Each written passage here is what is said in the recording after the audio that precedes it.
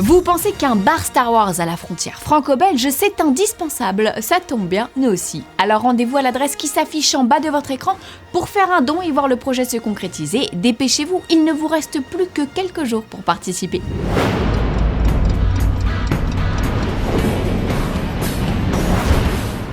Que se passe-t-il sur Skull Island? Cela fait un moment que l'on ne vous a pas parlé du préquel King Kong qui raconte comment Petit Gorille est devenu grand, mais il semblerait qu'il y ait du mouvement sur l'île du crâne. Tout d'abord, John Goodman rejoint la distribution du film où il devrait interpréter Randa, un membre du gouvernement à la tête de l'expédition.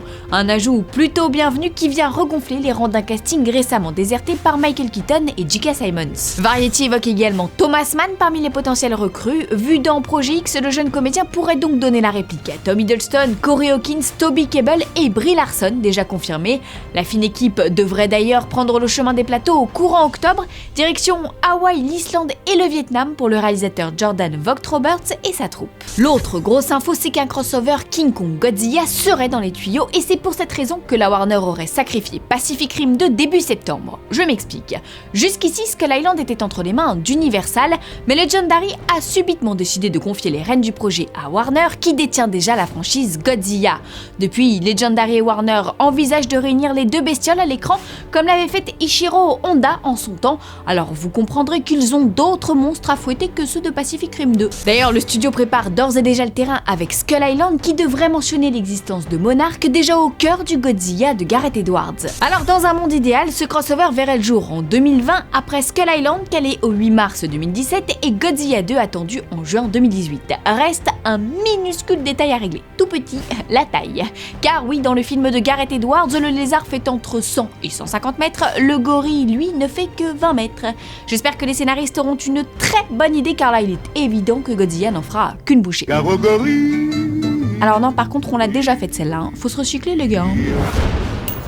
Aussi valeureuse que le bikini de la princesse Leia, estimé entre 80 000 et 120 000 $. Rien que ça, voici les news en bref. La pièce Harry Potter, rebaptisée Harry Potter and the Cursed Child, sera divisée en deux parties. C'est en tout cas ce qu'a révélé la romancière J.K. Rowling sur son compte Twitter. Si l'on sait que la pièce se jouera au cours de l'été 2016 au Palace Theatre de Londres, on ne sait encore rien de l'intrigue. Le metteur en scène John Tiffany et l'auteur Jack Torrance ont cependant évoqué une ampleur inédite. Voilà de quoi titiller la curiosité des fans partout à travers le monde. Des fans qui s'impatientent aussi de découvrir les animaux fantastiques attendus dans nos salles en novembre 2016. Le spin-off d'Harry Potter se déroulant 70 ans avant le premier volet de la saga magique. Nous n'y retrouverons pas nos sorciers préférés, mais nous avons profité d'une rencontre avec la charmante Emma Watson pour lui demander ce qu'elle pensait du film. Écoutez plutôt. I don't know, it's weird, I guess. I guess I didn't expect that they would do another spin-off so quickly, but I guess it makes sense. But yeah, I'll be interested to watch it. Vous vous souvenez quand on vous disait hier de choisir votre camp entre Captain America et Iron Man? Bon, eh bien Stan Lee, lui, nous a pris au pied de la lettre et sans hésiter, sa préférence va à Steve Rogers. Captain America est le meilleur, l'homme le plus pur au monde, a-t-il déclaré avant d'ajouter.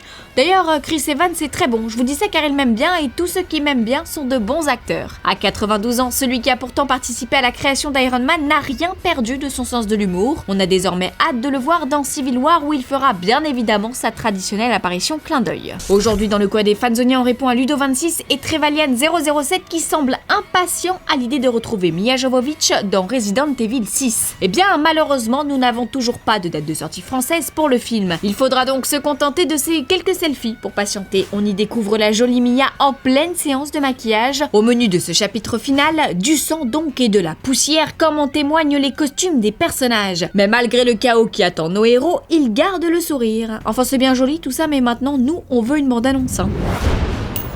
Fanzone, c'est fini pour aujourd'hui, mais vous pouvez nous retrouver sur YouTube en vous abonnant à la chaîne Fanzone et à la chaîne Allociné.